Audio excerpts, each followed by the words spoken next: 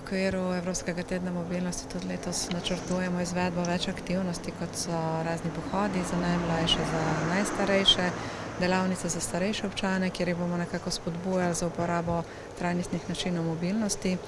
Potem že tradicionalne delavnice za srednješolce in pa zaključne letnike osnovnih šol za varno vključevanje v promet, tako da nekako pridobijo eno to odgovornost, eno navado pri tem, ko vstopajo pač na prometne površine. Naš glavni dogodek, ki se načrtuje v okviru zaključnega, to je 21.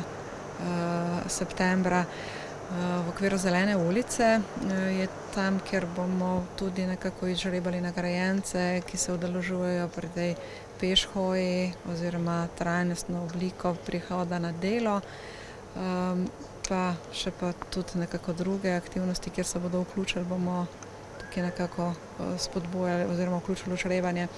Dan brez avtomobila sledi 22., kjer z otroci nekako uvajamo ta trajnostno mobilnost kot njihovo osnovno navado, ki jo bodo nekako sprejemali že od majhnih nog.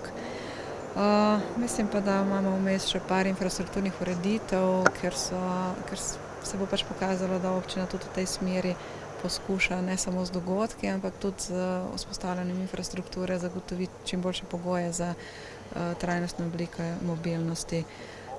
Glede kolesarjenja od Radeč do Brežic, sicer je vse organizacijsko pripravljeno, pa glede na napoved vremena obstaja velika verjetnost, da se letos ne bo moglo izvesti.